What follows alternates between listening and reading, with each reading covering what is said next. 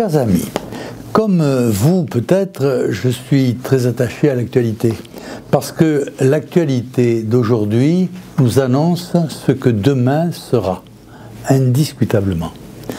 Or, aujourd'hui, on viole dans les hôpitaux, les gens tuent dans les fêtes les jeunes Français, on meurt de balles perdues chez soi, on terrorise les enseignants qui suivent les programmes, voire on les égorge, histoire d'animer un peu l'actualité.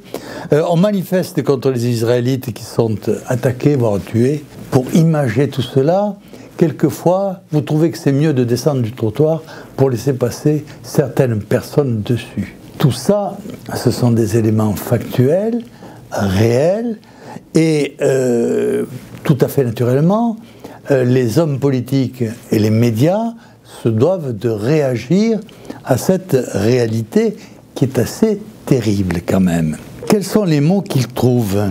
C'est sentiment d'insécurité, ceux qui meurent rêvent, ensauvagement, on ne sait pas, c'est une maladie peut-être, hein, c'est peut-être le nouveau Covid-19, on ne sait, qu'il faut mettre de la police. Mais ce qu'il ne faut pas oublier, c'est que la police qui est armée n'a pas le droit de tirer. Les truands, eux, peuvent tirer sur la police ou sur les citoyens qui dorment dans leur lit, mais la police n'a pas le droit de tuer. Il y a les droits des truands. Alors on vous dit, mais il faudrait mettre l'armée. Mais aujourd'hui, l'armée aurait exactement les mêmes impossibilités d'agir contre des gens qui vous tirent dessus, alors qu'eux n'ont pas le droit de répondre. Et en fin de compte, on évoque quelquefois jusqu'à la justice, en oubliant que c'est elle qui fait appliquer les droits qui empêchent aux soldats et aux policiers de se défendre et de nous défendre, et donc que la justice, en fin de compte, n'est là que pour expédier les affaires courantes au nom des droits de l'homme. Tout cela, on le sait depuis 40 ans, ça fait 40 ans que ça augmente ça. Tout cela, on le sait, et personne ne propose des réelles solutions parce qu'il y a refus de dire la vérité. Les faits que nous entendons sur CNews, on ne les entend pas sur les autres chaînes. Hein, elles sont caviardées. Et pareil, la presse ne cite pas tout ce qui est gênant, histoire de maintenir le citoyen le plus aveugle et le plus endormi possible. Alors la vérité, quelle est la vérité? La vérité, elle est que l'islamisme fait la guerre à l'ensemble du monde non musulman. Et ils font la guerre avec des techniques connues, qui sont d'ailleurs décrites dans le Coran, c'est le terrorisme. Hein, la méthode de guerre de l'islamisme contre tout ce qui n'est pas musulman, c'est le terrorisme. Et le terrorisme, ça se fait, on l'a quelquefois entendu, par d'abord la décapitation d'enseignants, c'est fait comme en Algérie, lorsque la guerre d'Algérie a été déclarée, on a commencé par décapiter des enseignants. Hein, parce que les enseignants enseignent autre chose que la vérité islamique. Et ce terrorisme se développe progressivement, hein, paralysant d'autant plus facilement la République que la République ne se défend pas, n'a pas l'autorisation de se défendre par la loi qui empêche les citoyens de se défendre. Donc nous sommes dans un circuit qui aujourd'hui est suicidaire. Et il est bien évident que ce suicide organisé par le système s'accentue par les compagnons de route de ces terrorismes.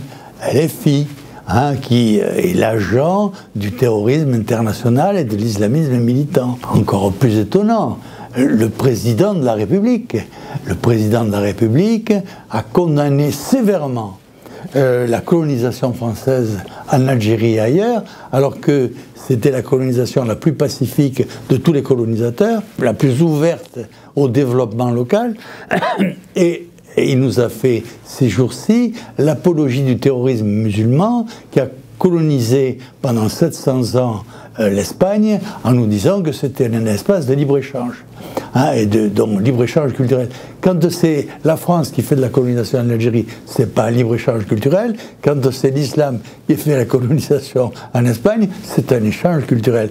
Mais où est-on? Et qu'on me trouve une explication à cette aberration extraordinaire. Et alors, on nous dit que la colonisation musulmane était pacifique. Encore qu'il y a eu des atrocités commises avec des villes passées au fil de l'épée, et qu'il y avait une inégalité flagrante entre le musulman et le non-musulman, et avec des droits totalement différents, des impôts totalement différents, et seuls les musulmans avaient le droit de porter l'épée, seuls les musulmans avaient le droit de monter à cheval, seuls les musulmans avaient été des hommes relativement libres, alors que les autres étaient des dhimmis, des asservis, des semi-esclaves. Alors, face à tout cela, c'est tout à fait extraordinaire, et on ne sortira pas de cette décomposition de la République et de l'esprit républicain tant qu'on ne changera pas radicalement les lois françaises. Et pour imager encore tout ça, nous avons eu les images à partir d'hier de ce qui se passe en Iran, où une jeune fille, parce qu'on lui avait protesté qu'elle ne portait pas le voile, s'est un petit peu déshabillée et a été mise chez les fous après des violences et sûrement autre chose, comme on a pu le voir. Donc, nous sommes en train de souffrir et de mourir. Progressivement, c'est la destruction, de mourir parce que nous avons des gens qui ne veulent pas voir, pas entendre et rien dire. Et il est bien évident que dans ce contexte-là, la porte est ouverte à l'islamisme guerrier et totalitaire, et qu'il serait temps que les gens se rendent compte que quand les partis n'ont pas le courage de dire la vérité, ils ne peuvent pas apporter de solution. Et c'est pour cela que nous honorons Éric Zemmour, qui a le courage de dire, qui est le seul mouvement avec Reconquête, avoir le courage de dire, et il faut que nous répétions à l'envi la vérité pour que les choses puissent changer, parce que les choses ne peuvent pas changer si on ne dit pas la vérité.